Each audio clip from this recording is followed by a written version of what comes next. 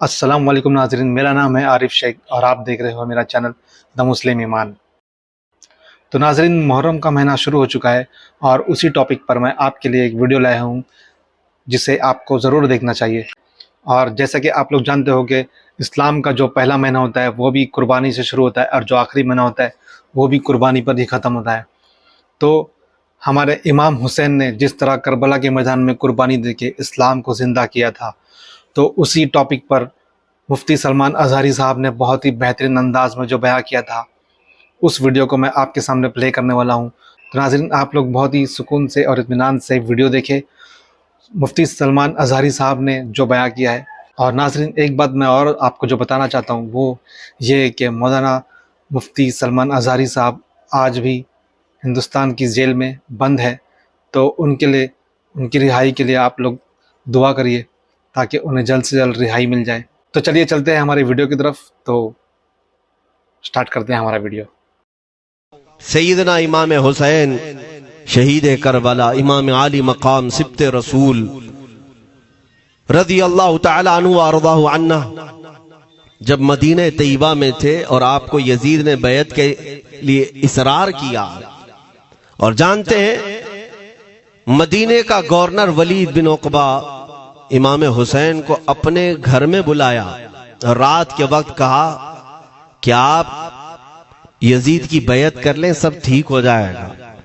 आपने एक तारीखी जुमला फरमाया था, आज वो सब मुसलमानों को याद होनी चाहिए। इमाम हुसैन ने ये नहीं कहा मैं हुसैन रसूलुल्लाह का नवासा यजीद की बैत करूंगा फासिक व फाजिर की, ये नहीं कहा आपने।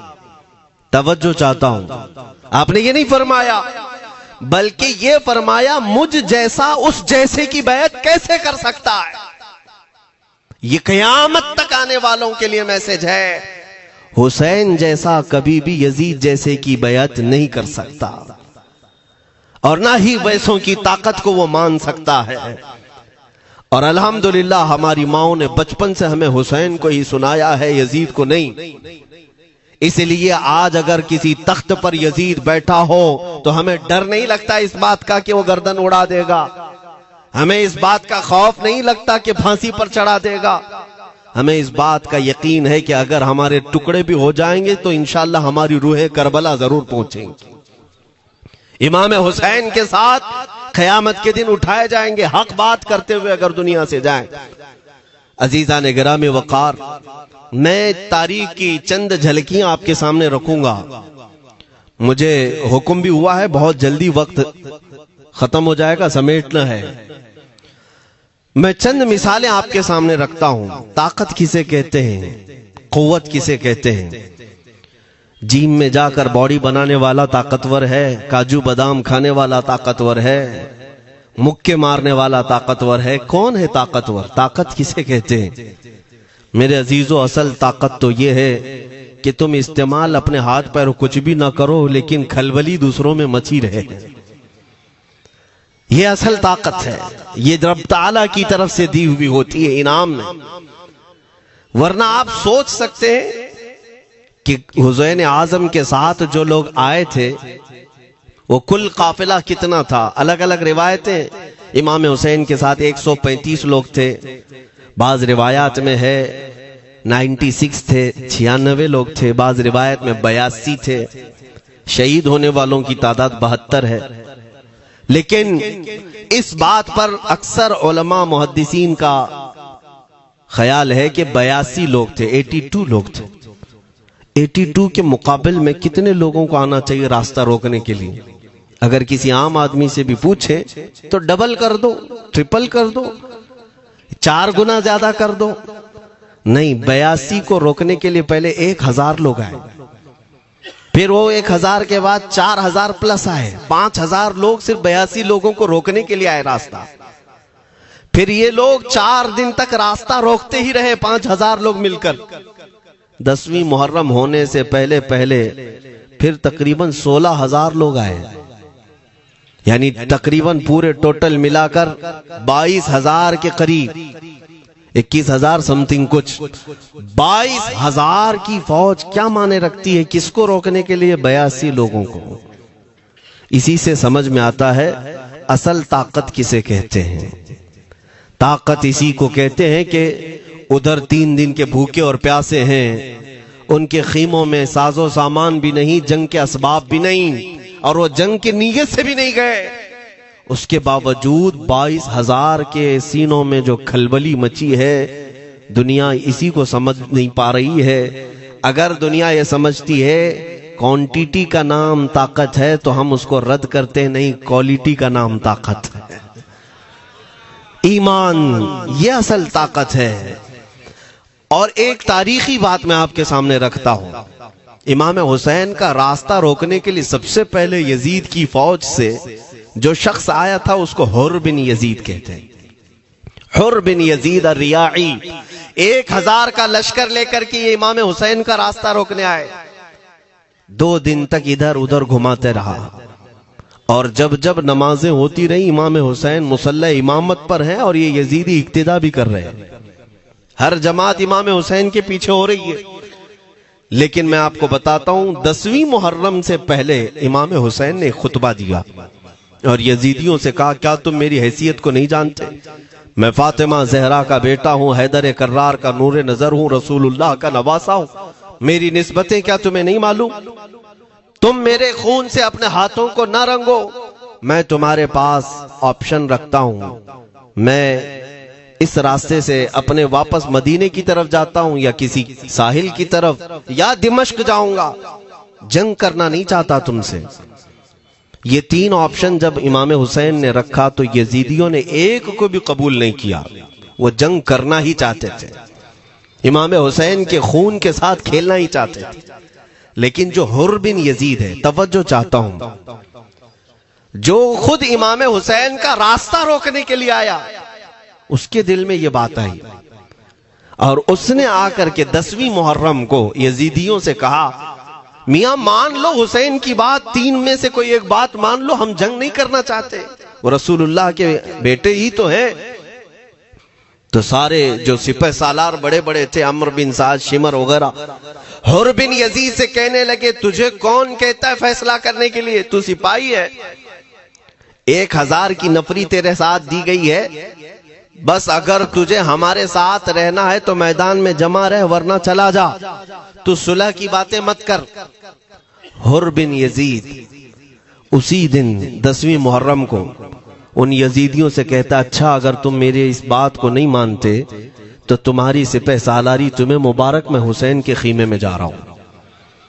جو یزید کی طرف سے آیا تھا وہ کدھر چلا گیا؟ مولا حسین کے خیمے میں۔ کب؟ صرف 10ویں محرم، ایک روایت میں 9ویں محرم کو، 1 دن پہلے امام حسین کے خیمے میں آیا، دست بوسی کی، معافی مانگی، اور امام حسین نے کہا اب تم جا سکتے ہو اپنے گھر۔ حر بن یزید نے کہا میں اس وقت تک اب آپ کا ساتھ نہیں چھوڑوں گا جب تک میرے جسم میں آخری سانس باقی رہے، میں آپ کے ساتھ رہوں گا۔ اب امام حسین کی وفاداری میں آنے والا کون تھا؟ اس لیے میں آپ کو ایک چیز دے جاتا ہوں میرے عزیزوں، اللہ عز و جل کی قدرت کے فیصلے ہیں، وہ جب چاہتا ہے کہیں سے بھی کسی کو ہدایت عطا فرماتا ہے۔ وہ باطل قوتوں کے موجود پلنے والا بچہ بھی کبھی رب تبارک و تعالی ہدایت دیتا ہے، اسے عالم بناتا ہے، اور کبھی کعبے کی چھاؤں میں پلنے والے کو مولا ابو جہل بھی بناتا ہے، گمراہ کر دیتا ہے۔ حر بن یزید مولا حسین کے پاس آ گئے، جو بات مجھے کہنی ہے اس کے لیے مجھے اتنا واقعہ بیان کرنا پڑا ہے، میں اصل پوائنٹ کی طرف آتا ہوں کیوں میں یہ بیان کر رہا ہوں۔ جب 10ویں محرم کو جنگ شروع ہوئی، عمرو بن سعد نے تیر چلایا، تو جانتے ہیں خیمہ حسین کی طرف سے سب سے پہلے میدان میں اترنے والا یہی حر بن یزید ہی، یہی اترے اپنے گھوڑے پر سوار ہو کر انہی یزیدیوں سے لڑنے کے لیے جن کی فوج میں یہ آئے تھے، ان کے مقابل میں لڑنے کے لیے گئے۔ اور جب لڑنے کی ابتدا ہوئی صبح سے دوپہر کے قریب تک وہ لڑتے رہے، زوال تک۔ اب جو بات کہنا ہے توجہ سے سنو، حر بن یزید نے صبح سے لڑائی کی، بہتوں نے وہاں پر میدان جنگ میں مقابلہ آرائیاں کی ہیں، لیکن حر بن یزید کی جو لڑائی ہے وہ تاریخ میں لکھی ہوئی آج بھی۔ انہوں نے یزیدیوں کے ساتھ جو جنگ کیا، کئی گھنٹے جنگ کرنے کے بعد جانتے ہیں تنہا حر بن یزید نے 120 یزیدیوں کو قتل کیا۔ 120 کی تعداد، ایک گھوڑ سوار ایک ہی ہے، 120 کو مار گرایا۔ اس کے بعد جام شہادت نوش کیا۔ میں تاریخ پڑھ رہا تھا، وہیں پر ہم نے کتاب کو روک دی۔ بہت سارے لوگ کربلا کے واقعات میں امام حسین کے خاندان کے بچوں کے شہادت تو بیان کرتے ہیں، ان کے جسم کٹ گئے، ان کے اوپر گھوڑے دوڑائے گئے، لیکن تم یہ نہیں جانتے کہ حسینی شہزادوں نے باطل قوتوں کے کیسے چھکے چھڑائے تھے۔ ایک ایک جوان نے مقابل میں آنے والوں کو ان کی اوقات کیسے یاد دلائی تھی۔ اب سنو، حر بن یزید 120 کو مار گرا سکتے ہیں، وہ بھی ایک دن پہلے خیمہ حسین میں آنے والا،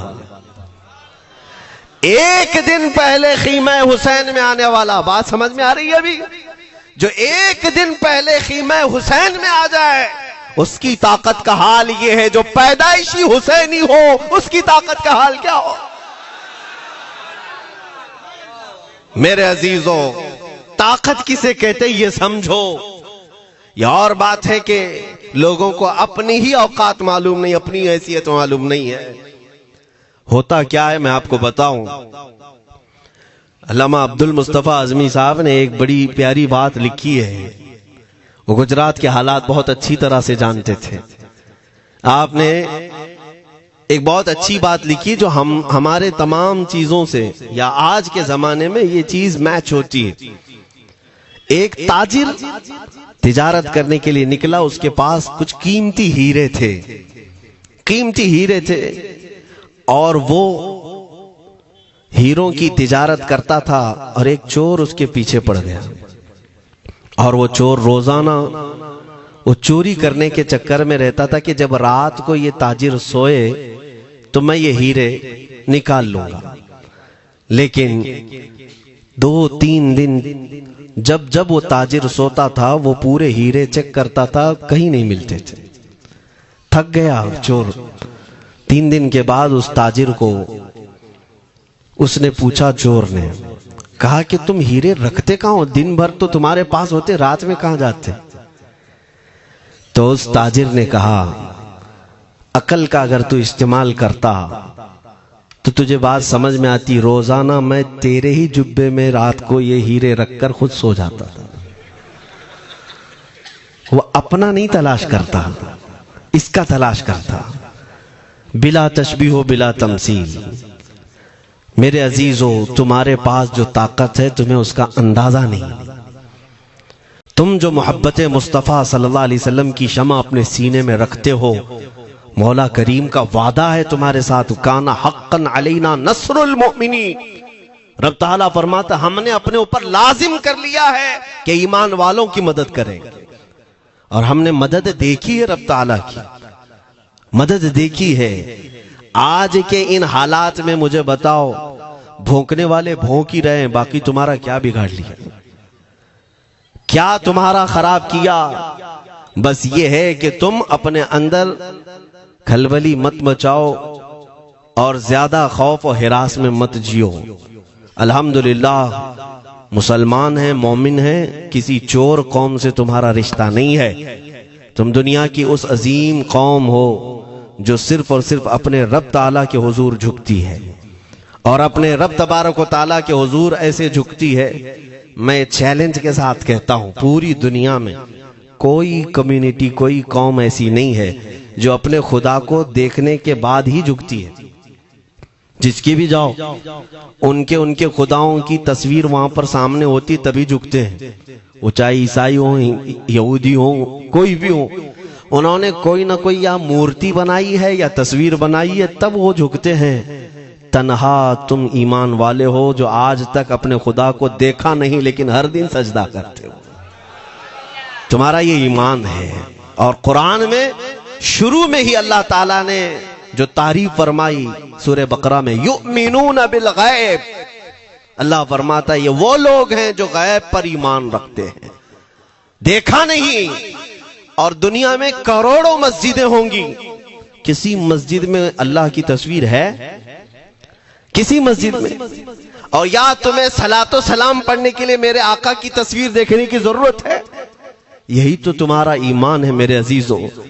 میرے آقا کو ہم نے دل میں بسا رکھا ہے، اور جب حضور پاک کی یاد آئی بغیر تصویر دیکھے ہم کھڑے ہو جاتے ہیں، اور ان کی محبت ویسی ہوتی ہے ہمیں کسی تصویر اور مورت کو دیکھنے کی ضرورت بھی نہیں ہوتی۔ تمہاری خصوصیات بہت ہیں، اللہ رب العزت نے تمہاری پیشانیوں کو محفوظ رکھا ہے، کسی اہل غیرے کے سامنے جھکنے نہیں دیا، پیشانی مقدس ہے تمہاری۔ ہاں یہ تو نہیں ہے کہ تم کسی درخت پر بھی چلے جاؤ، پتھر پر بھی چلے جاؤ، چوہے پر بھی جھک جاؤ، سانپ پر بھی جھک جاؤ، نہیں ہے۔ ایک صحابی ہیں ایمان لانے کے بعد وہ کہتے ہیں یا رسول اللہ صلی اللہ علیہ وسلم، دو واقعات ایسے ہیں جو زمانے جہالت میں ہم کرتے تھے، ایک واقعہ یاد کرتا ہوں تو رونا آتا ہے، اور ایک واقعہ یاد کرتا ہوں تو ہنسی آتی ہے۔ حضور نے فرمایا وہ دونوں کیا ہیں بتاؤ؟ انہوں نے کہا پہلا واقعہ تو یہ ہے جس کو یاد کر کے روتا ہوں کہ جوانی میں جب ہمارے گھر بیٹی پیدا ہوتی تھی تو ہم اس کا گردن مروڑ کر دفن کر دیتے تھے۔ آج مجھے یہ بات یاد آتی ہے تو رونا آتا ہے کہ ہم نے ایسے کئی بچیوں کو دفن کر دیا۔ عرب والے داماد بنانا نہیں چاہتے تھے اور بیٹیوں کو پہلے ہی مار دیتے تھے۔ یہ وہ صحابی کہتے ہیں اب یاد آتی ہے بات تو رونا آتا ہے۔ میرے آقا صلی اللہ علیہ وسلم نے فرمایا پھر ہنسی کس بات پر آتی ہے؟ کہتے ہیں زمانے جہالت میں ہمارے خدا جو ہوتے جن کی ہم عبادت کرتے تھے تو جب سفر میں جانا ہوتا تھا تو آٹا گوندھ کر کے خدا بنا لیتے تھے، کیونکہ سفر میں جانا ہے اور ہر جگہ ان کو ساتھ میں رکھنا تھا خدا کو۔ وہ صحابی کہتے ہیں سفر کے خدا اور ہوتے تھے، ہوا کا الگ، پانی کا الگ، مٹی کا الگ، سب لے کر کے چلتے تھے۔ پھر حضور نے فرمایا ہنسی کس بات پر آتی ہے؟ وہ کہتے ہیں بیچ راستے میں اگر کھانا ختم ہوا تو کبھی خدا کا ہاتھ توڑ کے کھاتے تھے، کبھی پیر توڑ کے کھاتے تھے۔ ارے میرے عزیزو 1400 سال بعد آج جب آپ ہنس رہے ہیں اس صحابی کو تو اس بات پر ہنسی آتی ہوگی۔ میں یہ بات صرف اس لیے عرض کر رہا ہوں کہ شکر مناؤ اللہ رب العزت کا کہ تمہیں رب تبارک و تعالیٰ نے اس قوم میں پیدا کیا ہے جس کا ماتھا صرف وحدہ لا شریک کی بارگاہ میں جھکتی ہے۔ تم ایمان والے ہو، اور میں نے آیت یہی تلاوت کی خطبے میں وَلَا تَهِنُوا وَلَا تَحْزَنُوا وَأَنْتُمُ الْأَعْلَوْنَ إِن كُنتُم مُؤْمِنِينَ۔ گھبراؤ مت، پریشان مت ہو، تم سب سے زیادہ سربلند رہو گے اگر تم ایمان والے ہو۔ یہ قرآن کی آیت ہے۔ ایمان کسے کہتے ہیں؟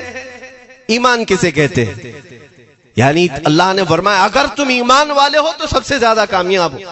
اب ہم پوچھتے ہیں رسول پاک سے ایمان کسے کہتے ہیں؟ میرے آقا کی زبان سے سنو، لا یؤمن احدکم حتی اکون احب الیہ من والدہ وولدہ والناس اجمعین۔ حضرت انس سے روایت ہے حضور پاک صلی اللہ علیہ وسلم فرماتے ہیں تم میں سے اس وقت تک کوئی کامل ایمان والا نہیں ہو سکتا جب تک اپنے والدین، اپنے بچے، اپنے اور سارے انسانوں سے زیادہ میں اس کے نزدیک محبوب نہ بن جاؤں۔ حضور سے کامل محبت جب تک نہ کرو گے تب تک ایمان بھی کامل نہیں ہے۔ خلاصہ کلام یہی ہے کہ محمد سے وفا تو نے تو ہم تیرے ہیں، یہ جہاں چیز ہے کیا لوح و قلم تیرے ہیں۔ بس اسی بات پر آپ کو آنا ہے۔ اقبال بھی یہ کہتا ہے میں جرمنی گیا، یورپ کا سفر کیا، وہاں کی ترقیوں کو دیکھا اور وہ لوگ بہت آگے بڑھ رہے تھے، میں اسی لیے سفر کیا کہ میں وہاں تحقیق کر کے آؤں، دیکھوں اپنی قوم کو آ کر کے میں بتاؤں مسلمانوں کو کہ کس فیلڈ میں تم جاؤ گے تو کامیاب ہوں گے، سائنس میں، فزکس میں، جغرافی میں، کیمسٹری میں، میتھس میں، کون سی فیلڈ میں تم جاؤ گے تو زیادہ ماہر ہوگے، کئی سال اقبال نے وہاں کی خاک چھانی، تحقیقات کیا، اور واپس جب آیا اپنی قوم کی طرف، علامہ اقبال کہتے ہیں میں ساری دنیا وہاں کی یورپ کی چھان کر کے آیا، یہی دیکھنے گیا تھا کہ میری قوم کس میدان میں اترے تو کامیاب ہوگی۔ تو لوگوں نے پوچھا کیا وہ تمہیں راز مل گیا؟ وہ کہتے ہیں ہاں مجھے راز مل گیا۔ لوگوں نے پوچھا کس میدان میں اترے؟ تو اقبال کہتا ہے میں تو راز کو پہنچا، اپنی قوم کو بتاتا ہوں تمہاری ترقی کا راز صرف اتنا ہی ہے کہ محمد سے وفا تو نے، کی محمد سے وفا تو نے، تو ہم تیرے ہیں، یہ جہاں چیز ہے کیا لوح و قلم تیرے ہیں۔ ساری کامیابی کا اصل راز میرے آقا سے بے انتہا محبت ہے۔ میں دینی شخصیات کی بات اپنی جگہ پر، جس کو آپ دنیاوی علوم کہتے ہیں، لاؤ میتھس کا کوئی بہت بڑا ماہر ریاضی دان یا کوئی سائنٹسٹ آپ کو ایسا لگتا ہو، لاؤ میرے اعلیٰ حضرت امام احمد رضا فاضل بریلوی کے سامنے۔ جانتے ہیں آپ اس اعلیٰ حضرت فاضل بریلوی نے 55 علوم پر اپنی تحقیقات لکھ دی ہیں، باقی جانتے کتنے تھے وہ اللہ ہی بہتر جانتے۔ ایک بات میں آپ کو بتا رہا ہوں، میتھس میں، میتھمیٹکس میں ان کے پاس ایسی ایجادات تھی۔ ایک کتاب اعلیٰ حضرت نے لکھی ہے جیومیٹری پر، آج کے بچے جو کالج پڑھتے ہیں وہ جانتے ہوں گے۔ جیومیٹری کی بھی کئی اس میں اقسام لکھی گئی ہیں، اور اعلیٰ حضرت نے ایک کتاب لکھی ہے کشف العلہ عن سمت القبلہ، قبلہ پہچاننے کا علم۔ تم تو آج وہ کمپاس لے کر کے پہچانتے ہو نا، اب تو موبائل میں آ گیا، موبائل کو گھماؤ، ادھر دکھا رہا ادھر، ادھر دکھا رہا ادھر قبلہ۔ میرے عزیزو اسلام مشینوں سے نہیں چلتا ہے، اس کا سیل چلا گیا تو کیا تمہارا اسلام چلا جائے گا؟ اس کی بیٹری چلی گئی تو کیا تمہارا دین چلا جائے گا؟ نہیں، اسلام مکمل قواعد اور ضوابط کے ساتھ ہے۔ ساری مشینیں ختم بھی ہو جائیں، اسلام نے تمہیں قاعدے بنا کر دکھائے ہیں، پریکٹیکل۔ یہ قبلہ پہچاننے کا علم ہوتا ہے، شہر کا طول البلد عرض البلد دیکھنا ہوتا ہے، بہت ساری اس میں چیزیں، اس کی سطح سمندر سے اونچائی کتنی ہے، پھر ستاروں کو دیکھا جاتا ہے، پھر پہچانا جاتا ہے قبلہ، اس کو حساب میں لگایا جاتا ہے۔ اعلیٰ حضرت نے یہ جو کتاب لکھی پورے 1400 سال میں ہے، اعلیٰ حضرت کی یہ کتاب جس میں 10 قاعدے خود انہوں نے ایجاد کیے، ان سے پہلے کسی نے نہیں لکھی، خود انہوں نے ایجاد کیے۔ اور اس کے بعد اعلیٰ حضرت نے چیلنج کے ساتھ کہا کہ میں نے، فقیر نے یہ 10 قاعدے ایجاد کیے ہیں، اس پر کوئی عمل کر کے قبلہ پہچاننا چاہے تو اس پر عمل کر کے کھڑا ہو جائے، اگر حجابات ہٹا دیے جائیں تو کعبہ اس کی ناک کے سامنے ہوگا۔ اعلیٰ حضرت نے لکھا ہے کعبہ عین اس کی ناک کے سامنے ہوگا، پرفیکٹ قاعدے انہوں نے لکھے ہیں۔ یہ قاعدے کہاں سے آئے؟ حساب، میتھمیٹکس۔ جو علی گڑھ کے پروفیسر اپنے پھنسے ہوئے مسائل حل کرنے کے لیے اعلیٰ حضرت کے پاس آئے، واقعات آپ نے سنے ہوں گے، اب میں آپ سے کہتا ہوں۔ ایک بہت بڑے پروفیسر صاحب علی گڑھ کے، وہ لندن یا آکسفورڈ جا رہے تھے یا جرمنی جا رہے تھے کچھ میتھس کے فنڈے حل کرنے کے لیے۔ اعلیٰ حضرت کے خلیفہ نے انہیں مشورہ دیا کہ چلے مولانا احمد رضا صاحب بریلی میں رہتے ہیں، ان سے بات کر لیں گے۔ پہلے تو انہوں نے مذاق اڑایا، مولوی لوگوں کا کام ہے، پروفیسر جس میں پھنسا ہوا ہے۔ انہوں نے کہا لندن اور جرمنی جانے میں جتنا خرچہ آتا ہے اس سے کم ہی بریلی کو لگتا ہے، ایک بار ٹرائی کر لیجئے۔ وہ آئے اعلیٰ حضرت کے ہاں، وہ مولانا سید سلیمان صاحب کے کہنے پر جب اعلیٰ حضرت کے پاس آئے، عصر کا وقت تھا، اذان ہو چکی تھی، آپ مسجد کی طرف جا رہے تھے، پروفیسر صاحب سے ملاقات ہوئی۔ اعلیٰ حضرت نے پوچھا کیسے آنا ہوا؟ انہوں نے کہا ایک بہت پیچیدہ مسئلے میں پھنس گیا ہوں، میتھس کا، ریاضی کا، حساب کا حل نہیں ہوتا، اس کے لیے میں باہر کا سفر کر رہا تھا۔ آپ کے شاگرد مولانا سلیمان صاحب نے کہا کہ آپ سے ملنے۔ اعلیٰ حضرت نے کہا دکھائیں کیا مسئلہ ہے؟ انہوں نے کہا اتنے شارٹ ٹائم میں یہ حل نہیں ہوگا، نماز کے لیے آپ جا رہے ہیں۔ اعلیٰ حضرت نے فرمایا پھر بھی دکھاؤ۔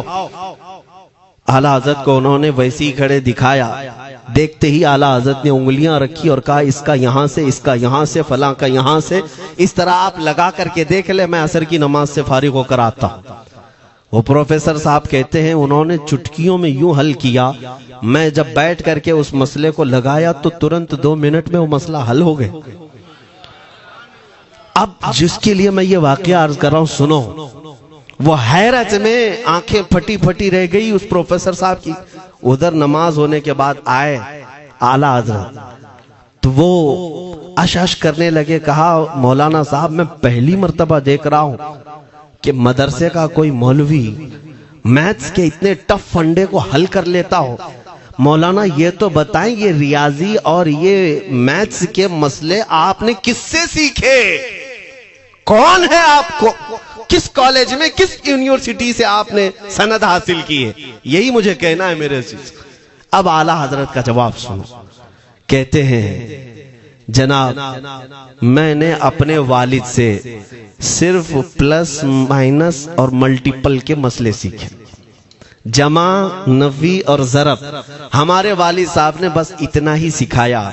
اور اس وقت بچپن میں مجھے منطق، فلسفہ، یہ سب کتابیں پڑھنے کا شوق تھا۔ میں حساب کے، جیومیٹری کے یہ کتابیں لے کر بیٹھا، میرے والد آئے، دیکھا، پوچھا احمد رضا کیا پڑھ رہے ہو؟ میں نے دکھایا یہ منطق ہے، فلسفہ ہے یا حساب کی کتابیں ہیں۔ میرے والد نے وہ کتابیں اپنے ہاتھ میں لے لی اور کہا جا رسول اللہ کی حدیثیں پڑھ، صدقے میں سارے علم دے دیے جائیں۔ اعلیٰ حضرت فرماتے ہیں اس کے بعد میں نے اپنی زندگی میرے مصطفیٰ کے قدموں میں لگا دی۔ یہ جو آپ دیکھ رہے ہیں یہ میرے مصطفیٰ کے قدموں سے چھن کر مجھے ملا ہے۔ بس بات سمجھ جاؤ، طاقت اسی کو کہتے ہیں۔ نبی پاک صلی اللہ تعالی علیہ وسلم سے بے انتہا محبت کرنے والا وہ دنیا کے کسی میدان میں بھی تنہا نہیں ہوتا، تنہا نہیں ہوتا۔ عزیزان گرامی وقار، میں اس بات کی طرف آپ کو لے جاتا ہوں۔ ایک صحابی حضرت سلمہ بن اکوع رضی اللہ تعالیٰ عنہ، ان کو راجل رسول اللہ کہا جاتا ہے۔ حضور صلی اللہ علیہ وسلم کے ایسے سپاہی جتنے غزوات میں گئے، جتنی جنگوں میں گئے، کبھی گھوڑے پر نہیں بیٹھے، پیدل۔ اور وہ ایسا پیدل چلتے تھے کہ کوئی گھوڑا بھی ان کے ساتھ نہیں پکڑ پاتا ان کو جب وہ بھاگتے تھے۔ گھوڑا بھی اپنی تیز رفتاری کے باوجود انہیں نہیں پکڑ پاتا۔ ان کو وہ لقب ملا تھا راجل رسول اللہ، چل کر کے سفر کرنے والا رسول اللہ کا سپاہی۔ ایک بار ایسا ہوا، ایک بنو قارہ کا شخص جس کا نام عبد الرحمن ہے، یہ منافق تھا، خبیث تھا۔ اس نے تقریباً 400 لوگوں کو جمع کیا، اپنے ہم مزاج لوگوں کو، اور مدینے پر رات کے وقت ایک باغیچے پر حملہ کیا، پورے باغیچے کو آگ لگا دیا، اور اس کے بعد پھر جو کھجوریں تھیں وہاں سے سب لوٹ لیا، لوٹ کر کے اپنے گھوڑوں پر رکھ لیا اور نکل پڑا۔ اس وقت سوائے حضرت سلمہ بن اکوع کے کوئی نہیں تھا۔ ادھر 400 لوگ لوٹ مار کر رہے ہیں اور کھجوریں جمع کر رہے ہیں، اور یہ تنہا صحابی۔ اس صحابی کا حال یہ ہے گھوڑا بھی نہیں ہوتا تھا کبھی نہیں۔ اب ان کو جلال آیا کہ میرے مصطفیٰ کے شہر کی ایک کھجور بھی میں باہر جانے نہیں دوں گا جو چوری کر کے جا رہا ہے۔ اس کے بعد آپ نے پیچھا کرنا شروع کیا، اور حقیقت دیکھیں آپ جب حدیث پڑھیں گے، اعلیٰ حضرت نے الملفوظ میں بھی اس کو نقل فرمایا، جب تک میں یہ حدیث پڑھ رہا تھا اتنی ہنسی بھی آتی ہے اور ان کی اس بہادری پر دل کھل جاتا ہے اور سینہ چوڑا ہوتا ہے کہ وہ اکیلے کس بات پر بھاگ رہے تھے، ان کے پیچھے 400 لوگوں کے پیچھے بھاگ رہے ہیں۔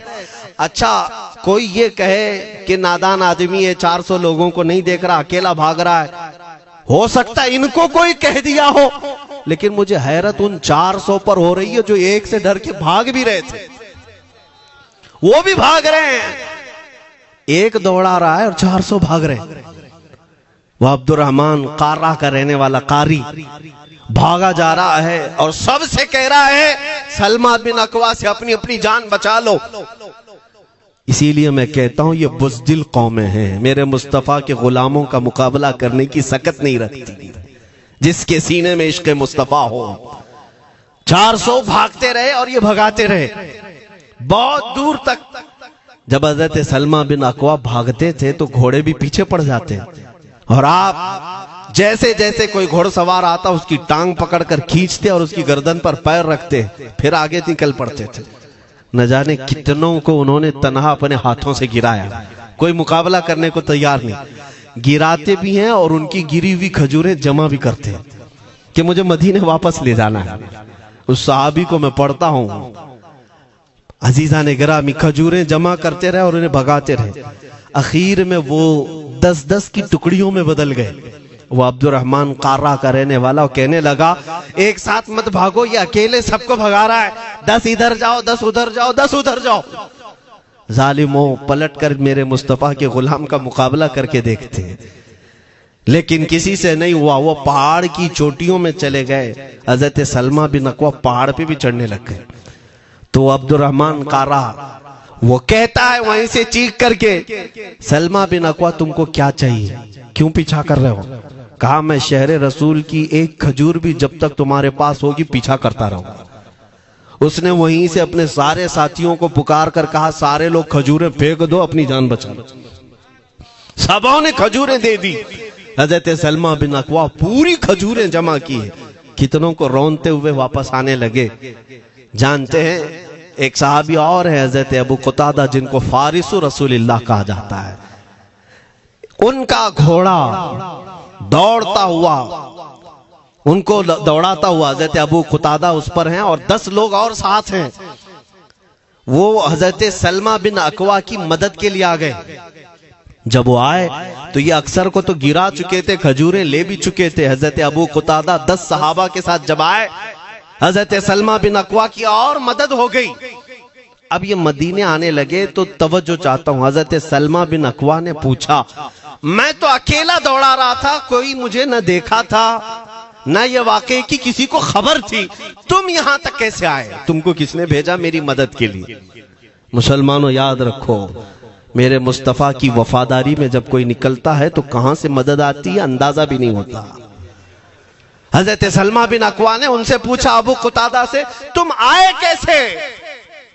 حضرت ابو قتادہ نے جو جواب دیا وہ اور تعجب کا تھا، کہا ہم نے نہیں دیکھا، ہم کو معلوم بھی نہیں تم کس کے ساتھ گئے ہو، ہمیں یہ واقعہ بھی نہیں معلوم، لیکن ہم اپنے خیمے میں بیٹھے تھے، ہمارا یہ گھوڑا دوڑتا ہوا ہے، یہ گھوڑا دوڑتا ہوا آیا اور دونوں پیر بار بار اٹھا کر کے ہنہنانے لگا۔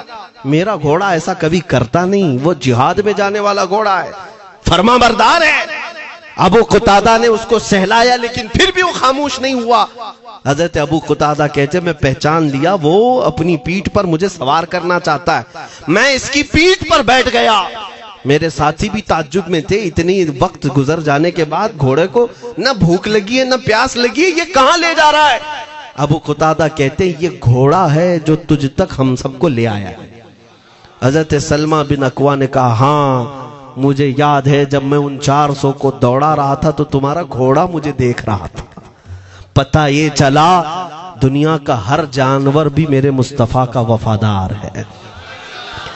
اگر تم نبی پاک صلی اللہ علیہ وسلم کی عزت و حرمت کے لیے اٹھتے ہو تو چونٹیاں اپنے سوراخ میں تمہارے لیے دعا میں مشغول ہو جاتی ہیں، مچھلیاں پانی میں تمہارے لیے دعائیں کرتی ہیں۔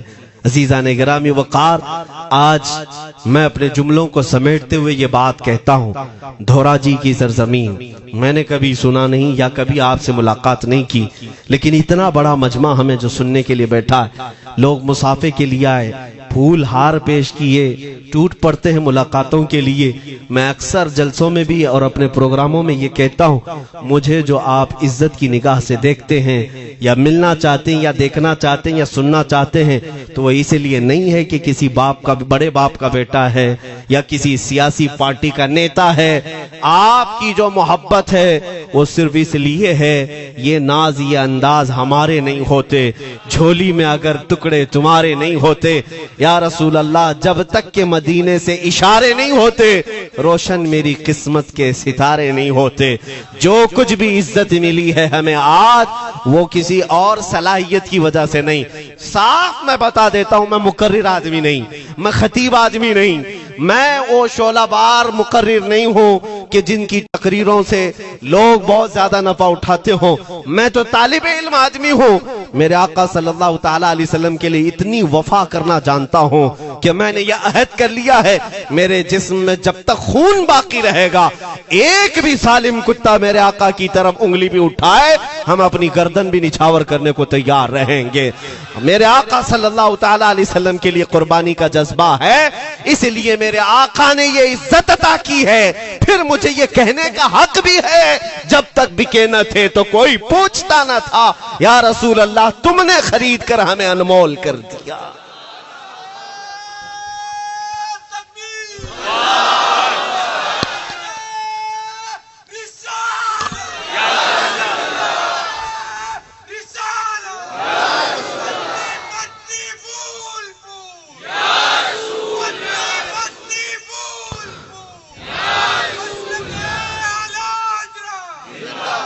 میرے عزیزوں، اس بات پر آج تمہارا اتحاد ہونا ہے، آج تمہارا اتحاد ہونا ہے. میں نے کافی علاقوں کے دورے کی اور دیکھ لیے. لوگ جو کہتے ہیں ہم بکھرے ہوئے ہیں، بٹے ہوئے ہیں، ٹکڑوں میں ہیں، لیکن میں نے سب کو دیکھا یقیناً فرقوں میں بھی بٹے ہیں، سلسلوں میں بھی. حالانکہ سلسلوں میں اختلاف ہونا نہیں چاہیے. جو سلاسل حقہ ہیں وہ سب مدینہ طیبہ کی نہریں ہیں، اختلافات نہیں، لیکن اس کے باوجود بٹے ہوئے لوگ ہیں. ایک دوسرے سے مصافحہ نہیں کرنا چاہتے، ایک دوسرے کے پیچھے نمازیں نہیں پڑھنا چاہتے، جو خالص سنی ہو کر بھی، ایمان والے ہو کر کے بھی. میں بہتوں سے یہ شکایتیں سنا کہ ہم میں بہت سارے اختلافات ہیں، لیکن اس کا حل تقریریں ہیں، تحریریں ہیں، لوگوں کو سمجھانا ہے، اصلاح کرنا ہے، سب کر کے دیکھ لیا. لیکن ایک بات میں نے خود پریکٹیکل دیکھ لیا کہ 1000 ٹکڑوں میں کیوں نہ بٹے ہوں، لیکن میرے مصطفیٰ کا نام آ جائے تو ہر کوئی متحد نظر آتا ہے. یہ ہم نے دیکھ لیا ہے، یہ ہم نے دیکھ لیا ہے. کسی بھی پیر سے بیعت کیوں نہ ہو، میں دوسروں کی بات نہیں کرتا، لیکن میں نے پورے ہندوستان کے کونے کونے میں دیکھا ہے جا کر کے، کسی بھی سنی صحیح العقیدہ پیر سے بیعت کیوں نہ ہو، اگرچہ اس کے آپس کے جھگڑے ہوں، لیکن ہم نے ایک مجمع میں مجھے سننے والوں کو، ایسے اختلاف والوں کو بھی دیکھا، دونوں سن رہے ہیں، لیکن جب ہم نے پوچھا میرے مصطفیٰ کریم کی عزت پر بات آئے تو تم میں سے کون کھڑا ہو سکتا ہے؟ ہر اختلاف رکھنے والا بھی یہ کہتا ہے یا رسول اللہ یہ جسم بھی تمہارا، یہ جان بھی تمہاری. کروں تیرے نام پہ جاں فدا، نہ بس ایک جاں دو جہاں فدا، دو جہاں سے بھی نہیں جی بھرا، کروں کیا کروڑوں جہاں نہیں. یہ ہر ایک کا نعرہ ہے. اس سے پتہ یہ چلا کہ آج تم سب کو اگر کوئی چیز جوڑ سکتی ہے تو نام محمد ہے. میرے مصطفیٰ کریم صلی اللہ علیہ وسلم کی محبت ہے. گنبد خضرا کی چھاؤں میں سب کو جمع کرو، انشاءاللہ العزیز اتحاد برقرار رہے گا. اصل کی طرف نظر رکھو، بادشاہ کی طرف نظر رکھو. باقی جتنے ولی ہیں، جتنے پیر ہیں، سب وزیر ہیں، سب وزیر ہیں. بادشاہ صرف میرا مصطفیٰ ہے. نبی پاک صلی اللہ تعالی علیہ وسلم کو ہم شہنشاہ تسلیم کرتے ہیں. لہٰذا اگر بادشاہ کی طرف نظر ہوگی تو تمہیں شیطان یہ اس طرح کی لڑائیوں میں نہیں رکھے گا، وہ کامیاب نہیں ہو سکے گا. تم سب کا مشن اگر میرے مصطفیٰ کی عزت اور ان کی ناموس ہو جائے. حضور اکرم صلی اللہ تعالی علیہ وسلم کی طرف ہم نے دیکھا بڑے بڑے اختلافات ختم ہو جاتے ہیں. حضرت ابو ذر غفاری، حضرت بلال حبشی، دونوں میں جھگڑا ہو گیا تھا، تکرار ہوئی. حضرت ابو ذر غفاری نے صرف حضرت بلال کو غصے میں آ کر کہا کالی عورت کے بیٹے، یا ابن ام سودا. یہ تکرار میں ہو جاتا ہے. حضرت بلال کو یہ بات لگ گئی، تھے تو کالے لیکن صحابی نے کہا تھا کالی عورت کے بیٹے. حضور کے پاس جا کر عرض کیا یا رسول اللہ ابو ذر نے مجھے آج یوں کہا، ابو ذر نے مجھے آج یوں کہا کالی عورت کے بیٹے. میرے آقا صلی اللہ علیہ وسلم کو جھلا لایا، باہر آئے، بلایا ابو ذر کہاں ہے؟ آئے. حضور پاک نے ان کو مخاطب کر کے صرف اتنا فرمایا افیق الجاہلیہ، ابھی تک تمہارے اندر پرانی جاہلیت باقی ہے؟ 3 بار پوچھا اور اس کے بعد میرے آقا چلے گئے، کچھ نہیں فرمایا۔ پرانے زمانے کی کافروں کی جاہلیت ابھی باقی ہے جو ماں کے نام سے لوگوں کو گالیاں دیتے یا پکارتے تھے۔ حضرت ابو ذر غفاری کو اتنی بات لگ گئی کہ میرے آقا مجھ سے روٹھ گئے، میرے آقا کے دل پر یہ بات لگ گئی۔ تو انہوں نے یہ نہیں کیا کہ دیکھا جائے گا بعد میں کیا ہوگا، نہیں، سیدھے مسجد نبوی میں حضرت بلال کو ڈھونڈنے کے لیے آئے۔ کہاں ہیں؟ حضرت بلال مل گئے تو ان کا ہاتھ پکڑ کر کے لائے۔ ابو ذر غفاری زمین پر لیٹ گئے، سو گئے۔ کہا ہے بلال مجھے معاف کر دے، میں نے تجھے سخت جملہ کہا، مجھے معاف کر دے۔ حضرت بلال نے کہا ٹھیک ہے میں نے معاف کر دیا، ہو گئی بات۔ لیکن حضرت ابو ذر غفاری نے کہا نہیں، میرا دل اس پر سکون نہیں مانے گا، ایک کام کرو اے بلال، تم اپنا یہ پیر میرے چہرے پر رگڑو، یہ تمہارا تلوا جس کو میں نے کالا کہا تھا اسی تلوے سے میرے چہرے پر تم رگڑو تاکہ مجھے میری حیثیت پتہ چل جائے۔ حضرت بلال کیا ان کی بات پر اپنا پاؤں ان کے چہرے پر رگڑ دیتے؟ دونوں ہاتھوں سے ان کو زمین پر اٹھایا اور سینے سے سینہ لگایا۔ کہا ہے ابو ذر کیسی بات کرتے ہو، جس آقا کے تم غلام ہو اسی آقا کا میں بھی غلام ہوں۔ میں نے یہ تاریخ میں پڑھا ہے اگر سختیوں کو کوئی چیز جوڑ سکتی ہے تو وہ میرے آقا کی محبت ہے اور مصطفیٰ کریم کی محبت ہے۔ تمہارے سینے چوڑا کر دے گی، تمہارا دل کشادہ کر دے گی، تم اپنوں کو ایکسپٹ کرنے لگ جاؤ گے اپنے نبی کی نسبت پر۔ ہاں ایک بات یاد رکھیں، میں یہ صرف میرے آقا کی نسبت والوں کے لیے کہہ رہا ہوں، باقی ہمارا عقیدہ تو یہ ہے نبی سے ہو جو بیگانہ اسے دل سے جدا کر دے، پدر مادر برادر جان و مال ان پر فدا کر دے۔ ہم اس کو مانتے ہی نہیں، چاہے باپوں کی ماں ہو جو میرے نبی کو نہیں جانتا، جو میرے آقا کی عظمت کو نہیں پہچانتا، میں ان کے بارے میں نہیں کہتا۔ ہاں ہمارے ایک استاذ بزرگ انہوں نے فرمایا تھا کہ بیٹا بات کرنے کا لہجہ نرم رکھنا ہمیشہ۔ بہت سارے لوگ ہماری تقریروں کو ابھی ابھی جو سنتے ہیں وہ کہتے ہیں بہت کڑک بولتے ہیں، سخت بولتے ہیں۔ میرے عزیزوں پچھلے 15 سال سے کرتے ہیں ہم تقریریں، اخلاقیات پر، تصوف پر بہت سارے نرم انداز میں گفتگو کرنے کے ہم عادی تھے، وہ سب نہیں دیکھتے۔ لیکن جہاں ہم تھوڑا سا چیختے ہیں یا گرج کے ساتھ بولتے ہیں وہ بہت جلدی کسی کو لگتی ہے اور کہتے ہیں آپ بہت کڑک لہجے میں کہتے ہو۔ 90% ہم نے نرم لہجے میں بات کیا ہے، لوگوں کو اخلاقیات سکھایا ہے، چوری، زنا، ڈکیتی، سود، شراب، ان سب کی مذمت پر بیانات ہم نے ریکارڈ کیے۔ وہ سب نظر نہیں آتا لیکن سخت جملے بہت جلدی نظر آتے ہیں۔ لیکن یہ میں کیوں کرتا ہوں وہ بھی آپ کو بتا دوں۔ ہمارے ایک بزرگ استاد نے فرمایا، کہا کہ بیٹا نرم گفتگو کرنے کی عادت رکھنا، اس لیے کہ میرے آقا صلی اللہ علیہ وسلم کی سنت ہے نرمی سے کلام کرنا۔ لیکن ایک بات یاد رکھنا، زندگی بھر نرمی سے بات کرو، لیکن مصطفیٰ کریم صلی اللہ علیہ وسلم کی اہانت یا دشمنی کسی میں دیکھو تو پھر نہ تمہاری زبان میٹھی ہونی چاہیے، نہ دل نرم ہونا چاہیے، نہ دماغ ٹھنڈا ہونا چاہیے۔ ہاں یہ ایمان کا تقاضا ہے۔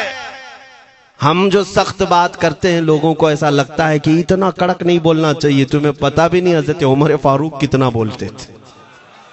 ہاں عمیر بن وہب ایک شخص تھا جو حضور کے قتل کا ارادہ کر کے آیا تھا مکہ سے۔ صفوان نام کا ایک اور شخص، عمیر نام کے، دو لوگ حتیم کعبہ میں بیٹھ کر میٹنگ کر کے آئے، کیونکہ صفوان کا باپ جنگ بدر میں مارا گیا تھا، عمیر کا بیٹا جنگ میں قیدی ہو کر حضور کے پاس قید تھا۔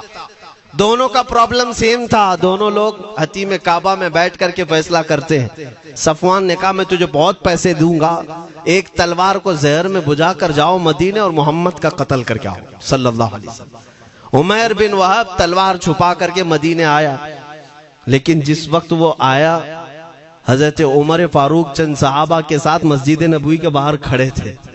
دیکھتے ہی اس کی گردن میں جو ہے یہ گمچھا ڈالا، رومال، اور کہا خذو ھذا الکلب، پکڑو اس کتے کو۔ یہ حضرت عمر کی زبان سے نکلے، کہتے ہیں پکڑو اس کتے کو، یہی وہ ہے جو بدر کے اندر میدان بدر میں مکہ والوں کو بھڑکا رہا تھا جنگ پر حضور کے خلاف. یہاں مدینے میں آیا ہے, پکڑو اس کو. حضرت عمر باہر ہی سب کر دیتے, لیکن کہا کہ میں حضور سے پوچھ کے آتا ہوں اس کا کرنا کیا ہے. میرے آقا کے پاس گئے, کہا یا رسول اللہ وہ شیطان قریش آیا ہے, قریش کا شیطان آیا ہے, عمیر بن وہب, اور مجھے لگتا ہے وہ بری نیت سے آیا ہے. حضرت عمر پہلے ہی بھانپ رہے ہیں, مجھے لگتا ہے وہ بری نیت سے آیا ہے, کیا کرنا ہے آپ حکم فرمائیں. میرے آقا نے فرمایا عمر اس کو اندر لے آؤ. عمیر بن وہب کو ویسی گردن میں وہ گمچھا ڈال کے گھما کے اندر لے آئے مسجد نبوی میں. حضور نے پوچھا, حضرت عمر سے کہا چھوڑ دو. جب اندر آیا تو پوچھا حضور نے کیوں آئے عمیر. اب وہ جھوٹ بولنے لگا, کہا میرا بیٹا آپ کے پاس قیدی ہے, خیر خیریت پوچھنے کے لیے آئے اور کیا ہے. میرے آقا نے فرمایا سچ سچ بتاؤ کیوں آئے ہو. اس نے پھر کہا میں اپنے بیٹے کی خیریت معلوم کرنے آیا ہوں, اور کیوں آیا ہوں. حضور نے فرمایا خیریت معلوم کرنے آئے تو تلوار لے کے کیوں آئے ہو. اس نے تلوار دکھانے کے لیے پھینک دیا, کہا اس تلوار کا کیا ہونا ہے. تلوار تو ہمارے پاس بدر میں بھی تھی لیکن فتح آپ ہی کے ساتھ تھی. بڑی بڑی باتیں کرنے لگا. میرے آقا کو جلال آیا اور کہا عمیر وہ بات کیوں نہیں بولتے جو تم صفوان کے ساتھ کعبہ کے حتیم میں بیٹھ کر کے آئے ہو. مدینے میں بیٹھا رسول خانے کعبہ میں ہونے والی گفتگو کو سن رہا ہے. دور و نزدیک کے سننے والے وہ کان لالے کرامت پہ لاکھوں سلام. یہ حدیث موجود ہے, صحیح حدیث ہے. اسی حدیث کے ترجمانی کرتے ہوئے ہم تو یہ عقیدہ رکھ ہی سکتے ہیں نا, ہم یہاں سے پکاریں وہ وہاں سے سنیں, مصطفیٰ کی سماعت پہ. ہاں یہ عقیدہ بریلی والے کا جو ہے وہ اپنے پیٹ کا عقیدہ نہیں, یہ صحابہ کا عقیدہ ہے. میرے عزیزو, جب میرے آقا نے فرمایا وہ بات بتاؤ جو حتیم کعبہ میں کر کے آئے ہو, اب تھر تھر تھر کانپنے لگ گیا. اس رسول سے کیا چھپائیں جو حتیم کعبہ میں تنہائی میں ہونے والی میٹنگ کو بھی جانتا ہو. کہا اب میں کیا بتاؤں جب آپ کو سب معلوم ہے. اب میں جو کہنا چاہتا ہوں وہ یہ ہے اشہد انک محمدن رسول اللہ, میں گواہی دیتا ہوں کہ آپ محمد اللہ کے رسول ہیں صلی اللہ علیہ وسلم. ایمان لے آئے. اب سنیے میرے عزیزو, ایمان لانے کے بعد حضور پاک صلی اللہ علیہ وسلم نے تلقین فرمائی کہ اب اسلام پر قائم رہو, ایمان پر برقرار رہو. قتل کرنے کے لیے آیا, میرے مصطفیٰ کا غلام بن گئے. اب اس کے بعد حضرت عمر کیا کہتے ہیں. حضرت عمر جو گمچھا گلے میں ڈال کے اندر لائے تھے, اب گلے میں ہاتھ ڈال کر باہر لے جاتے ہیں, اور باہر جو ساتھی کھڑے تھے ان سب کو مخاطب کر کے کہتے ہیں اے لوگوں سنو. حضرت عمر کے الفاظ سنیں. کہتے ہیں تھوڑی دیر پہلے یہ جو شخص تم دیکھ رہے ہو مجھے خنزیر اس سے اچھا لگتا تھا. اللہ ہو, یہ لفظ بھی ہے واللہ انی لأحب خنزیرا من ھذا. کہتے ہیں کہ اس سے بہتر میں خنزیر کو سمجھتا تھا کیونکہ یہ دشمن رسول تھا. لیکن اب سنو اے لوگو, اب میرے سگے بیٹے سے زیادہ مجھ کو یہ عزیز ہے, اس لیے کہ میرے آقا کا غلام. یہی ایمان ہے, یہی ایمان ہے.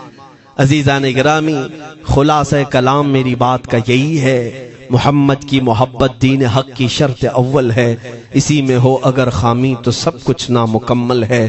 اقبال نے کیا خوب کہا تھا, اگر پہچاننا ہو تو میرے عزیزو پہچانو, تم میرے آقا صلی اللہ علیہ وسلم کے قدموں تک اگر پہنچ گئے تو یہی دین ہے. بمصطفیٰ برساں خیش کے دی ہماؤس, گرب اُن رسیدی تمام بول حبیث. اپنے آپ کو حضور تک پہنچا دو, اسی کا نام دین ہے. اور اگر وہاں تک نہیں پہنچ سکے زندگی پوری ابو لہب کی طرح ہے. ہو نہ یہ پھول تو بلبل کا ترنم بھی نہ ہو, چمن دہر میں کلیوں کا تبسم بھی نہ ہو نہ یہ ساقی تو میں بھی نہ ہو, خم بھی نہ ہو, بزم توحید دنیا میں نہ ہو, تم بھی نہ ہو. یا رسول اللہ, خیمہ افلاک کا استادہ اسی نام سے ہے, نبض ہستی تپش آمادہ اسی نام سے ہے. دشت میں دامن کوہسار میں میدان میں ہے, بحر میں موج کی آغوش میں طوفان میں ہے, چین کے شہر مراکش کے بیابان میں ہے, اور پوشیدہ ہر مسلمان کے ایمان میں ہے. وہ میرے آقا کی ذات ہی ہے، ہر جگہ ہے، اور اسی کی طرف ہمیں سب کو متوجہ ہونے کی آج ضرورت ہے۔ طاقت کس کا نام ہے؟ میں نے شروع اسی بات سے کیا تھا، اسی پر ختم کرتا ہوں۔ طاقت و قوت صرف باڈی بنانے کو نہیں کہتے، طاقت و قوت صرف اور صرف کاجو بادام کھانے کو نہیں کہتے، طاقت و قوت اس کے اندر ہے جو دیکھنے کو اگرچہ کمزور لگتا ہو لیکن دشمنوں کے سینے اس کی یاد سے ہی آج بھی کھلبلی مچ جاتی ہو۔ ہم نے دیکھا ہے 100 سال پہلے کی بات، اعلیٰ حضرت امام اہل سنت فاضل بریلوی امام محمد رضا خان، نام تو ہر بچہ جانتا ہے آج، اور اپنوں سے زیادہ غیر بھی جانتے ہیں اور تھر تھراتے بھی ہیں، لیکن کیا کبھی تم نے اعلیٰ حضرت کی سیرت میں یہ پڑھا کہ ان کا جسم کیسا تھا؟ ان کا جسم کیسا تھا؟ بہت لہیم شہیم، چوڑے سینے والے، بڑے بال والے، اونچے چہرے والے؟ نہیں میرے عزیزو، تاریخ میں آپ پڑھو گے اعلیٰ حضرت کثرت سے لکھنے کی وجہ سے، کثرت سے عبادت کی وجہ سے جسمانی اعتبار سے بڑے دبلے پتلے تھے، بڑے دبلے پتلے تھے۔ لوگ دیکھنے والوں نے یہ کہا ہے جسمانی ساخت ایسی نہیں تھی کہ کوئی پہلوان نظر آتا ہو، دبلے پتلے تھے، نحیف تھے، دیکھنے میں کمزور لگتے تھے، لیکن مجال ہے جب وہ عاشق رسول کا قلم چلتا تھا، قلم چلتا تھا، اور وہ بھی یوں پکار کر کہتا تھا یہ رضا کے نیزے کی مار ہے کہ عدو کے سینے میں غار ہے، کسے چارہ جوئی کا وار ہے کہ یہ وار وار سے پار ہے۔ اور پھر ان کافروں کو کہا تھا اس امام اہل سنت نے، کلک رضا ہے خنجر خونخوار برق بار۔ یہ کوئی دعویٰ نہیں کر سکتا آج۔ کلک کس کو کہتے ہیں سمجھا بھی دیتا ہوں میں آپ کو، کلک رضا، اعلیٰ حضرت اپنے قلم کو کہہ رہے ہیں، کلک مطلب قلم، رضا کا قلم کیسا ہے؟ خنجر خون خار برق بار، یعنی خون پینے والا خنجر اور چمک پیدا کرنے والی جو بجلی ہوتی ہے۔ اعلیٰ حضرت بڑے نرم دل بھی تھے، رحم دل بھی تھے، اپنوں کو جب نوازتے تھے تو بے حساب نوازتے تھے، عاجزی ایسی کہ بچوں سے بھی معافی مانگتے، عاجزی ایسی، اور اپنے پیر خانے پر جانے کی بات آئے تو چپلیں کتنی دور چھوڑ جائے، غرور و گھمنڈ کی بات نہیں، لیکن جب میرے مصطفیٰ کے دشمنوں سے مقابل کی بات آتی تو یوں کہتے تم کیا سمجھتے ہو؟ کلک رضا ہے خنجر خونخوار برق بار، عادا سے کہہ دو خیر منائے نہ شر کرے۔ یہ بات ایمان کے تقاضے کی ہے۔ میں آج ہر عالم سے منبر پر بیٹھے ہوئے اور ہر مومن سے یہی کہنا چاہتا ہوں، جو میرے مصطفیٰ کی عزت کی بات آئے سر چڑھ کر بولنا سیکھ جاؤ۔ میرے آقا نے فرمایا ہے ظالم اور جابر بادشاہ کے سامنے حق بات کا اعلان کرنا سب سے افضل جہاد ہے، اور یہ تو کر ہی سکتے ہو۔ ان پاکھنڈیوں کو لفظ جہاد سے بھی ڈر لگتا ہے اور لفظ جہاد پر ہی بڑا پروپیگنڈا کرتے ہیں، مجھے اس بات کا کوئی خوف نہیں۔ ہاں لوگ یہ کہتے ہیں مولانا جہاد کے لفظ پر تھوڑا سائیڈ ہو کر کے بات کر لیتے ہیں، تم بزدل کیوں بنے جا رہے ہو؟ لفظ جہاد ایک پاکیزہ لفظ ہے، مقدس لفظ ہے، اس لفظ کو اگر نکال دیا تو میرے آقا کی آدھی سیرت ختم ہو جائے گی۔ کیسے بتاؤ گے نبی پاک کی سیرت؟ بدر کو کیا کہو گے؟ تکرار ہوئی تھی، خندق، احد، تبوک، خیبر، طائف، یہ سب کو کیا کہو گے؟ تکرار ہوئی تھی۔ جہاد لفظ ہے، سیلف ڈیفنس کا نام ہے، اتنا حق تو ہر ایک کو ہے میرے عزیزو، لیکن یہ تو آج میں یہ بات بھی نہیں کر رہا ہوں تم کو تلوار اٹھاؤ، بندوق اٹھاؤ، گولی مارو، بندوق سے لو، یہ سب باتیں تو ہم کرتے بھی نہیں، ہمیں ضرورت بھی نہیں، لیکن ہمیں پتا ہے ہمارے الفاظ ہی کافی ہیں۔ میرے آقا صلی اللہ تعالیٰ علیہ وسلم کی محبت جس کے سینے میں ہو، میرے آقا نے جب یہ فرمایا ہے کہ حق بات کا اعلان کرنا سب سے افضل جہاد ہے، تو اس پر تو ہر کوئی آج عمل کر سکتا ہے۔ حق بات کہو، ممبروں سے کہو، اور ٹرسٹیوں سے بھی کہتا ہوں علماء کو کہنے کی آزادی بھی دو کہ وہ بزدل نہ بنائے، خوف نہ رکھ رضا ذرا، تو ہے عبد مصطفیٰ۔ ایک بات سمجھ کر کے چلے، ہم ملک کے خلاف، قانون کے خلاف نہیں بولنا چاہتے، ملک ہمارا بھی ہے، دیش ہمارا بھی ہے، اور یہاں کے قوانین جس پر ہم عمل کر رہے ہیں، خوشی سے عمل کر رہے ہیں، لیکن ان ظالموں نے کیا بنا دیا ہے؟ ان کے نزدیک دیش پورا مودی ہے۔ ہاں ان صاحب کے بارے میں مت بولو، وہ دیش ہے، کل کو اگر نہیں رہے تو دیش چلا جائے گا۔ میرے عزیزوں، کسی ویکتی، کسی شخص کی غلط پالیسیوں پر تنقید کرنے کا نام دیش کے خلاف بولنا نہیں ہے۔ ہم اپنے دیش سے محبت ایسی کرتے ہیں آج بھی۔ آزادی کا دن ہے نا، آزادی کا دن ہے، یہ لگے ہاتھوں یہ بات کہہ کر کے گزرتا ہوں۔ آج بھی جا کر کے دیکھیں، انڈیا گیٹ پر سب سے زیادہ شہیدوں کے نام جو لکھے گئے ہیں وہ مسلمانوں کے ہیں۔ ان کو کیا پتا ہے 1857 سے جو انگریزوں کے خلاف لڑ رہے تھے، یہ لڑ رہے تھے۔ آزادی کا پرچم سب سے پہلے بلند کرنے والا کوئی سنگی نہیں تھا، وہ شہید ٹیپو سلطان تھا۔ سب سے پہلے توپ مین ہندوستان کا، انگریزوں کے خلاف آواز بلند کرنے والا، پورے انگریز اس کے خلاف کھڑے تھے۔ ان کو آج بولنے کی توفیق بھی نہیں ملتی۔ اور اس کے علاوہ وہ علماء کی بات کہاں چلی گئی آج؟ انگریز تاریخ دان نے لکھا ہے کہ سب سے زیادہ ہمیں خطرہ ہندوستان میں مسلمانوں سے تھا، اور ہم نے دلی سے لے کر کشمیر تک کوئی ایک جھاڑ، کوئی ایک درخت باقی نہیں تھا جس میں ہم نے ایک عالم کو لٹکایا نہیں تھا پھانسی پر۔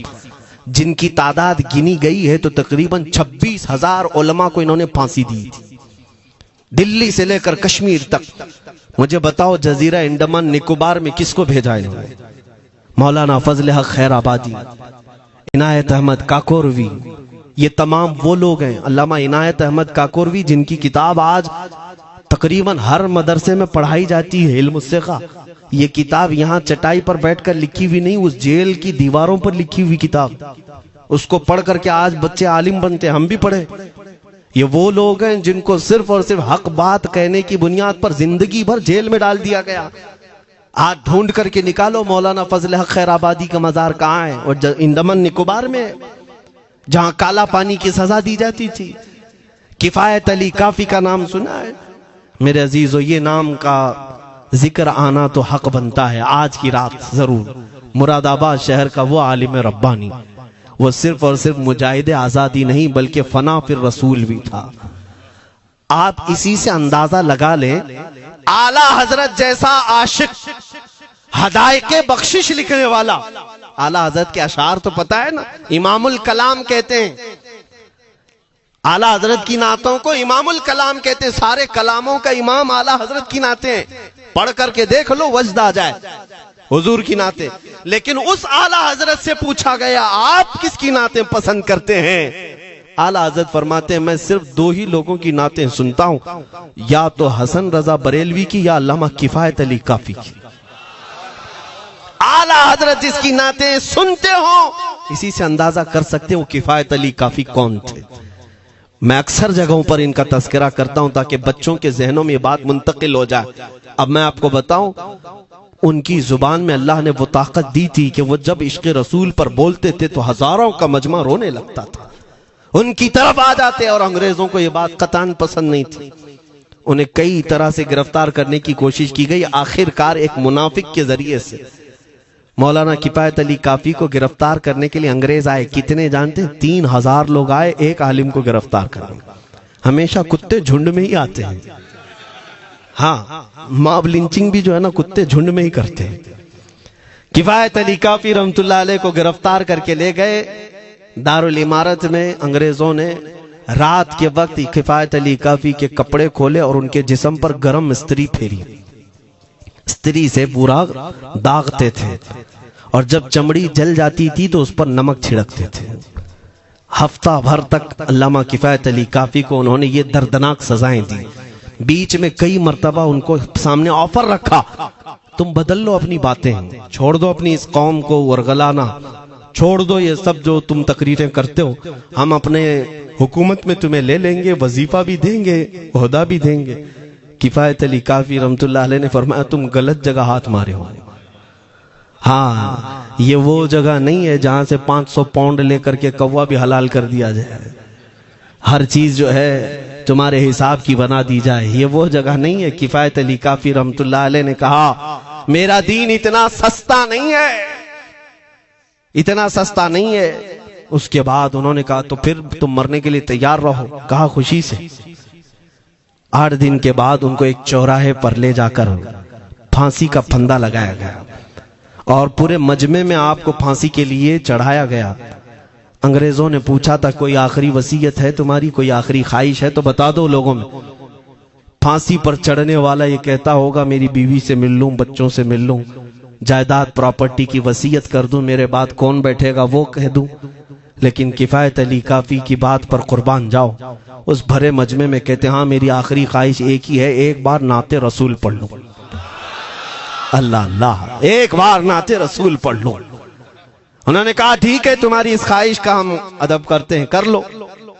کفایت علی کافی رحمت اللہ علیہ پھانسی کے پھندے پر چڑھنے سے پہلے کیا مگن ہو کر کے گنگنا رہے تھے، یوں کہہ رہے تھے کوئی گل باقی رہے گا نہ چمن رہ جائے گا، پر رسول اللہ کا دین حسن رہ جائے گا۔ اطلس و کم خواب کی پوشاک پہ نازا نہ ہو، اس تنے بے جان پر خاکی کفن رہ جائے گا۔ سب فنا ہو جائیں گے حشر تک کافی و لیکن نام حضرت کا زبانوں پر سخن رہ جائے گا۔ یہ نعت پاک گنگناتے ہوئے چڑھ گئے پھانسی کے پھندے پر۔ لوگوں نے دیکھا پھانسی تو لگی لیکن لبوں پر اسی طرح کی مسکراہٹ تھی۔ کیوں؟ یہ راز ہے میرے عزیزوں، مرنے والا ہی جانتا ہے، پھندا بعد میں لگتا ہے، آمنہ کا لال پہلے تشریف لاتا ہے۔ موت کا درد اسے کیا ہوگا جو جمال مصطفیٰ دیکھ رہا ہو، میرے آقا صلی اللہ تعالیٰ علیہ وسلم کی طرف محو ہو۔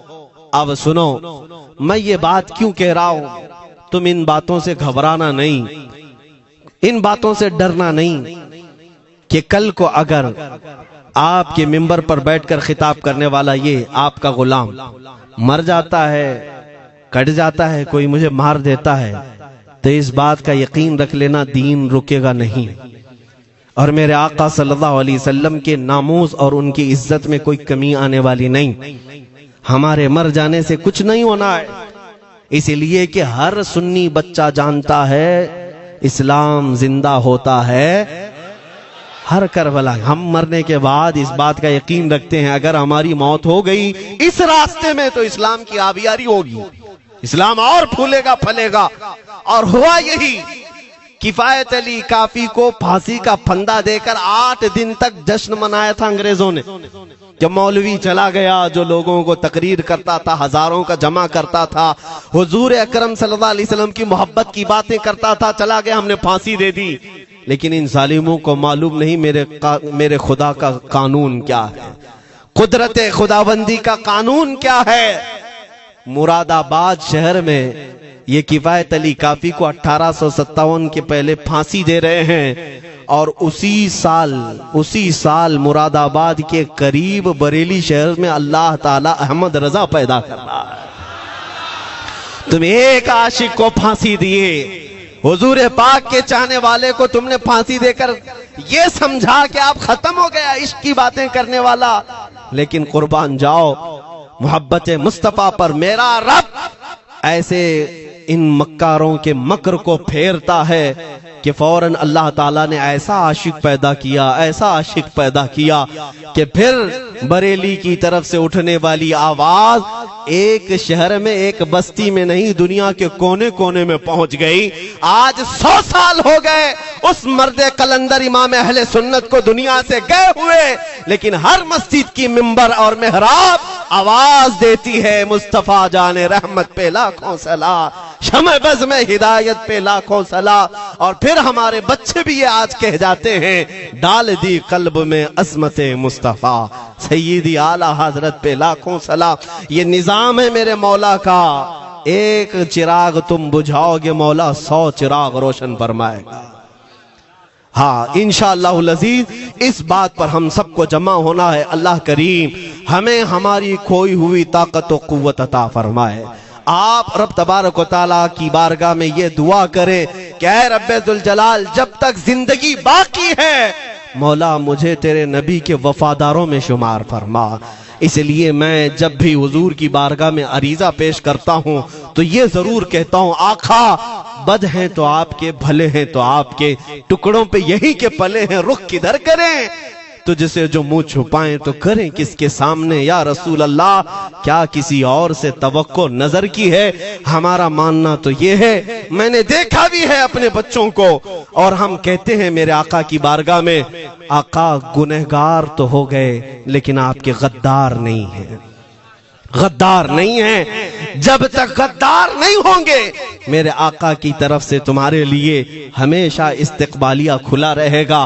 آؤ میرے عزیزو، اس بات پر میں گفتگو کو ختم کرتا ہوں۔ آج کے اس عرس مبارکہ میں، اور آج آزادی کی یہ رات ہے، ہم بارگاہ مصطفیٰ میں عریضہ پیش کرتے ہیں، یا رسول اللہ آپ کو اس وطن سے بوئے وفا آئی تھی، میرے آقا اس وطن کی طرف نظر کرم فرما دے۔ قیامت تک آنے والی ہماری نسلوں میں میرے آقا صرف آپ کے عاشق ہی پیدا ہو، کوئی غدار نہ پیدا ہو۔ ہماری دعا یہی ہے میرے آقا، میں مجرم ہوں آقا، مجھے ساتھ لے لو کہ رستے میں ہیں جا بجا تھانے والے، چمک تجھ سے پاتے ہیں سب پانے والے، میرا دل بھی چمکا دے چمکانے والے۔ وآخر دعوانا الحمدللہ رب العالمین۔ تو ناظرین، یہ تھے مفتی سلمان اظہری صاحب، اور آپ سن رہے تھے ان کا نورانی بیان۔